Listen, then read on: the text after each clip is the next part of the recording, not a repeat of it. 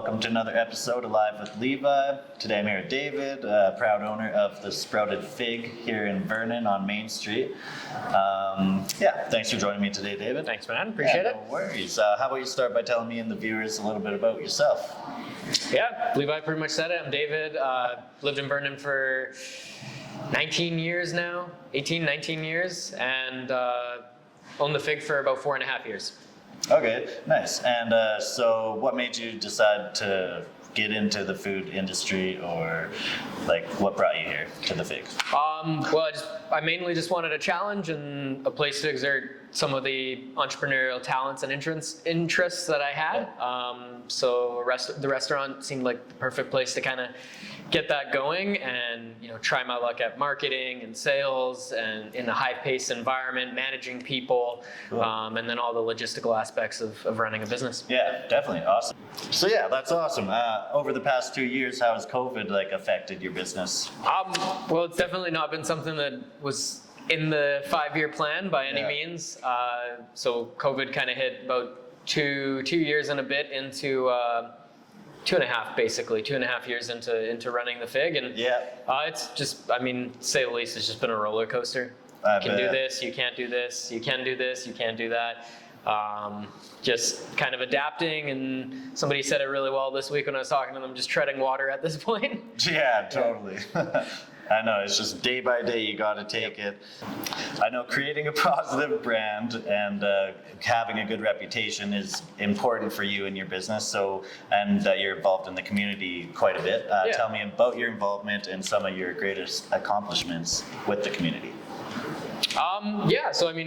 We've done lots of stuff from, we did lots of charity stuff. In my first year, we did Dancing with the Vernon Stars. So, each dance group needed to raise at least $5,000 for Vernon Hospice. Cool. So we did that. It was really incredible. And then, just really important to just get out there and support any ventures, donating silent auctions whenever I can. Yeah, cool. When COVID hit, we didn't know how long we would be in business for, but we knew we wanted to contribute to the community that helped us get to where we were. So for about 4 to 5 months, we provided free meals for seniors. And had lots of volunteers to help with delivering and cool. putting things together.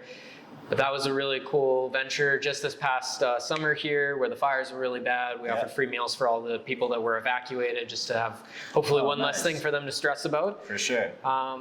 Just wherever I can, do lots of fundraisers. A friend of my mom's passed away, so we did a fundraiser to help her family pay for some of the expenses that came up with that. And that one worked out really well. We recently just did a fundraiser to help the gymnastics school. Their building burnt down. So I've seen that. So we helped with that. But it's basically, the big thing for me is just trying to give back to the community as much as we can and be a part of that and do good. And mainly, it's kind of selfish, but it makes me feel good. I like doing totally. good things. I was going to say, it sounds like you have a huge heart. Of course, is man. Completely awesome, yeah. And so, what keeps you motivated? What keeps you going? Honestly, just perspective of how things are going.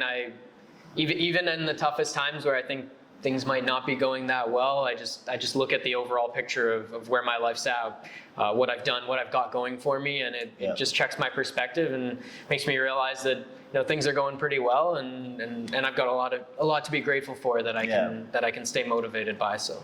Definitely, yeah. I'd say you do. Another one is, what kind of goals do you have for the business over the next 2 years, or short-term, long-term? What? I don't really honestly, I wasn't ever really one for longer term plans. I knew I wanted to grow and scale the business, and then COVID obviously completely derailed everything. And for that reason, I've never been a person to kind of set those goals. It's kind of, especially right now, it's going to be what it's going to be. We're gonna take it as it comes, and if I decide I want to scale and expand, then I'm going to execute against that. If I decide I want to do something else, then I'm going to do that as well. So I just kind of go with the day to day right now and check my emotions and my thoughts all the time to see how I'm feeling. Cool. Awesome. So you said you've been in the Okanagan for 18 years. 18 years? Yeah. So what do you love best about the Okanagan?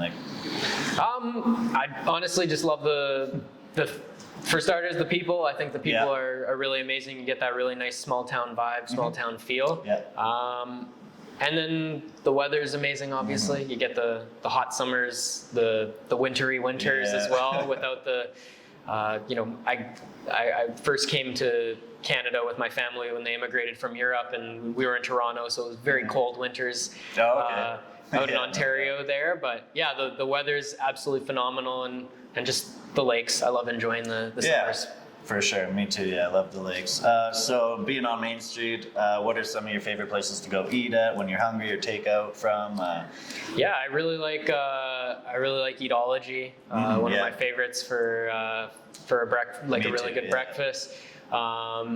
Grabbing a beer at the Martins is always Yeah. fun. Cool. Intermezzo is not quite downtown, but for fine Well, dining, yeah, I really like them in as well. Vernon, I guess I'm talking about, Yeah, not just downtown, but yeah. 100%. And yeah, man, there's lots of good places. I love Kawakubo for sushi. Yeah, that's my favorite too. Yeah, I'm trying to get an interview there, but Yeah. with Steve there. Steve's One a day good I'll guy. get him. Yeah, no, totally. Awesome. So I got one more final question for Yeah, you. for sure. And if you were on death row, what would your final meal be and why? Ooh. What would my final meal be? I'd probably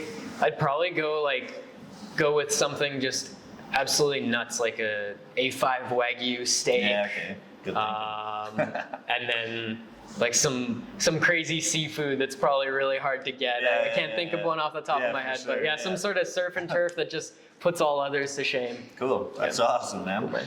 Anyway, everybody, David from the Thank Sprouted you. Fig, thank you for joining me. My name's Levi Ralston, and I'm a realtor with VP3 Realty here in Vernon. Thank you for joining another episode of Live with Levi.